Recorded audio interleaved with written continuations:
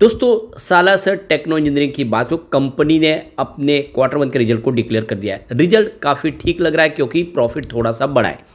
अब इसके अंदर और क्या प्लस पॉइंट है और क्या माइनस पॉइंट है, पिछले 2 सालों के रिजल्ट को अच्छे से समझेंगे जिससे आपको ये समझने में आएगा कि वाकई में सालासर टेक्नो इंजीनियरिंग में निवेश किया जा सकता है। कंपनी के फ्यूचर प्लान क्या है उसको समझने की कोशिश करेंगे, अच्छे से रिजल्ट को डिस्कस करेंगे। साथ में हम इन्फीबीम एवेन्यू की बात करने वाले। यहाँ पे कंपनी की एजीएम थी, वो उसकी अब एजीएम हो चुके हैं, वहाँ से क्या क्या रेजोल्यूशन पास हुए और इन्फीबीम एवेन्यू जो आर्टिफिशियल इंटेलिजेंस यानी एआई और डिजिटल पेमेंट के ऊपर तेजी से काम करने वाली एक नए ज़माने की कंपनी दिख रही है। क्या दाव लगाना चाहिए जानेंगे इस वीडियो के माध्यम से। लेकिन फ्रेंड उससे पहले अगर आप पहली बार हमारे चैनल पे आए तो चैनल को सब्सक्राइब कर दीजिए, एक बेल आइकॉन दबा दीजिए ताकि जब भी नया वीडियो बने पहला नोटिफिकेशन आपको मिले। वीडियो पसंद आए तो लाइक से जरूर कीजिए। चलो फ्रेंड्स वीडियो स्टार्ट करते हैं। मैं हूँ आपका दोस्त एसबी दवे और हमारे अपने चैनल ऑनलाइन कमाई में आपका बहुत बहुत स्वागत है। तो सबसे पहले सालासर टेक्नो इंजीनियरिंग की बात कर ले तो देख सकते हो कि क्लोजिंग 16.60 पर ही 2.98% की गिरावट देखने को मिली। रिजल्ट बाद में आप देखें उसका असर देखने को नहीं मिला और आज ऑलरेडी बाजार में काफ़ी गिरावट का माहौल था, असर यहाँ पर भी देखने को मिला। सभी स्टॉक में यहाँ पे दबाव देखने को मिला है। अब यहाँ पे कंपनी ने इस बार क्वार्टर वन का रिजल्ट डिक्लेयर किया है। जो प्रॉफिट है 10.49 करोड़ के आसपास, जहाँ पे 3.5% की वृद्धि देखने को मिली है। अब जो रिजल्ट है उसको अच्छे से समझेंगे, 2022 से रिजल्ट की तुलना करके देखेंगे जिससे आपको भी अच्छे से समझ में आ जाएगा।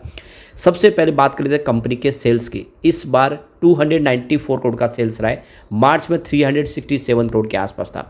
तो मार्च के मुकाबले इस बार सेल्स गिरा है, यानी क्वार्टर ऑन क्वार्टर बेसिस पे सेल्स में कमी हुई है। वैसे भी मार्च कंपनियों के लिए ठीक ही रहता है, हर कंपनी के लिए, उसके मुकाबले इस बार थोड़ी सी नरमी जरूरी है। लेकिन अगर हम पिछले साल सेम क्वार्टर की बात करें जून 2023 की, तो सेल्स 262 करोड़ के आसपास था। उस हिसाब से कंपनी का सेल्स बढ़ा है। अब बात करें जून 2022 की तो ये 211 करोड़ के आसपास था। यानी यहाँ पे देख लो कि ईयर ऑन बेसिस पे लगातार सेल्स बढ़ रहा है, इसमें कोई दो राय नहीं है कि कंपनी का बिजनेस बढ़ रहा है। जून 2022 के मुकाबले 23 में बेहतर था और 23 के मुकाबले 24 में बेहतर था, तो बेहतर है। खर्च की बात कर ले तो इस बार 266 करोड़ का टोटल कंपनी का खर्च रहा है, जो पिछली बार 331 करोड़ के आसपास था मार्च क्वार्टर में। और इसके पीछे वजह कि पिछली बार सेल्स भी बढ़ा तो उस हिसाब से खर्च भी बढ़ जाता है। अब पिछले साल सेम क्वार्टर में 238 करोड़ के आसपास खर्च था, तो ईयर ऑन बेसिस पे खर्च कम हुआ, बढ़ता हुआ दिखा देगा, लेकिन क्वार्टर ऑन क्वार्टर बेसिस पे खर्च कम हुआ है। अब जून 2022 में यही खर्च 194 करोड़ के आसपास था। जैसे जैसे सेल्स बढ़ता है वैसे खर्च बढ़ रहा है। ऑपरेटिंग प्रॉफिट देख लो इस बार 28 करोड़ के आसपास रहा है, जो पिछले क्वार्टर में 36 करोड़ के आसपास था। ऑपरेटिंग प्रॉफिट गिरा है मार्च के मुकाबले। और यहाँ पे अगर हम देखें तो पिछले साल सेम क्वार्टर में 24 करोड़ के आसपास था, तो उस हिसाब से वृद्धि हुई है। ईयर ऑन बेसिस पे बिल्कुल आपको ऑपरेटिंग प्रॉफिट बढ़ता हुआ दिखाई देगा।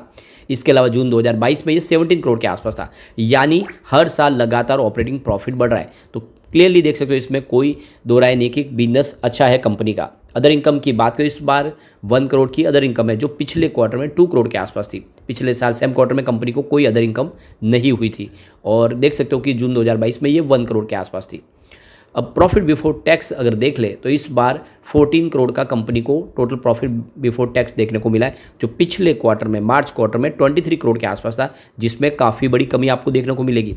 अब पिछले साल सेम क्वार्टर में जो प्रॉफिट बिफोर टैक्स भी 14 करोड़ के आसपास है, जिसमें कोई ज़्यादा फर्क नहीं है और ये मामूली सा फर्क आपको देखने को मिलेगा।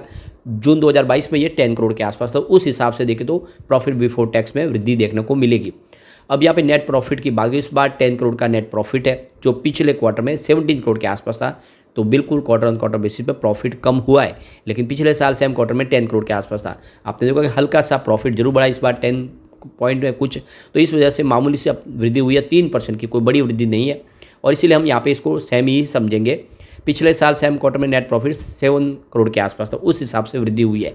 तो ईयर ऑन बेसिस पे वृद्धि दिख रही है, लेकिन पिछले साल के मुकाबले एक साल में कोई खास प्रॉफिट नहीं बढ़ा। ईपीएस देखें तो इस बार 0.06 रुपीज़ के आसपास है, जो पिछले क्वार्टर में 0.11 रुपीज़ के आसपास था, जिसमें काफ़ी बड़ी कमी है।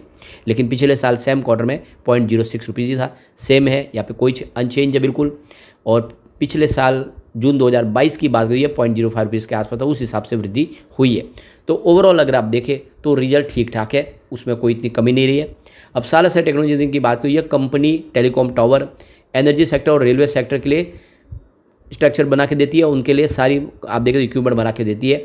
अब ये तीनों सेक्टर सरकार की फोकस पे, राडार पे, रेलवे सेक्टर, एनर्जी सेक्टर और टेलीकॉम सेक्टर। सरकार इसके लिए बहुत सारी स्कीम ला चुकी है, बहुत सारा फंड खर्च करी है सरकार, और ये तीनों सेक्टर में काम करने वाली इकलौती ऐसी कंपनी है, और ये इसके मोनोपोली बिजनेस है, और इसीलिए कह सकते हैं ये आने वाले समय बेहतर प्रदर्शन कर सकता है।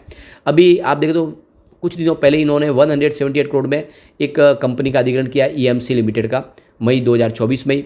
और आप देखो कि ये जो इन्होंने कंपनी हासिल की, इसके माध्यम से जो इनका EPC बिजनेस है उसमें वृद्धि होने की संभावना बनेगी, अपना पोर्टफोलियो कंपनी को बढ़ाने में मदद मिलेगी। ये एक बहुत बड़ी इसके लिए जीत साबित होगी।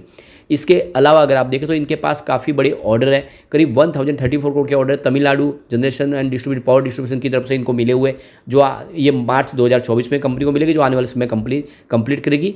तो काफ़ी शानदार बिजनेस है, और कंपनी देख सकते हो कि रेलवे लाइन भी बिछाती है, और ऐसे में इस स्टॉक में दाव लगाया जा सकता है, क्योंकि इसकी प्राइस बहुत कम है, कौड़ियों के भाव में मिल रहा है, तो कोई चिंता की बात नहीं, दाव तो लगा सकते हैं, रिजल्ट भी ठीक ही है। अब चलते हैं इन्फीबीम एवेन्यू की तरफ। 30.80 पर आज क्लोजिंग थी, 0.74% की यहाँ पे गिरावट देखने को मिली, तो दबाव सभी शेयरों में थे, असर यहाँ पर भी देखने को मिला, जबकि इस बार रिजल्ट बहुत ही बेहतर रहा है इन्फीबीम एवेन्यू का।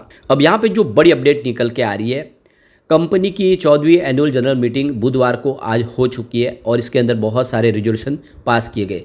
तो ये देख सकते हो कंपनी ने अपने शेयर होल्डर के लिए ई वोटिंग की लाइन खोली थी 10 अगस्त 2024 सुबह 9 बजे, जो देख सकते हो कि मंगलवार 13 अगस्त 2024 कल शाम को बंद हो गई है। शेयर होल्डर के लिए ये अधिकार है कि वो जो भी रिजोल्यूशन हो कंपनी के, उसके प्रस्ताव के खिलाफ या उसके फेवर में वोट दे सकते हैं, क्योंकि अगर आपके पास किसी कंपनी के अगर 1-2 शेयर भी है तब भी आप उसके शेयर होल्डर है, और आपके पास हक है कि आप कंपनी के हर प्रस्ताव को खारिज भी कर सकते या उसके फेवर में वोट कर सकते। और अभी AGM का रिजल्ट भी हमारे सामने आ चुका है। तो यहाँ पे कंपनी ने 6 रिजोल्यूशन पास करवाए शेयर होल्डर से, और यहाँ पे ऑर्डनरी जो रिजोल्यूशन था उसमें कंपनी ने अपने Q1 के रिजल्ट को आपके सामने रखा था, शेयर होल्डर के सामने, और उनकी रजामंदी ली है उनके वोटिंग का इस्तेमाल करके। इसके अलावा पिछले 1 साल के रिजल्ट 31 मार्च तक के जो रिजल्ट है उन रिजल्ट के ऊपर भी रजामंदी ली गई है। जो कंपनी का रिजल्ट था वो शेयर होल्डर के सामने रखा, वेबसाइट पर भी दिया है। और इसके अलावा कंपनी ने जो डिविडेंड डिक्लेयर किया था ऑर्डर रिजोल्यूशन के माध्यम से, वो डिविडेंड की प्रस्ताव को भी मंजूरी मिल चुकी है, यानी आने वाले समय अब AGM हो चुके हैं, तो 1 महीने के अंदर अगर आप शेयर होल्डर है इन्फीबीम एवेन्यू के, तो आपके डीमैट अकाउंट में जो डिविडेंड है वो सीधा आपके बैंक अकाउंट में आ जाएगा। तो डिविडेंड की रजामंदी मिल चुकी है।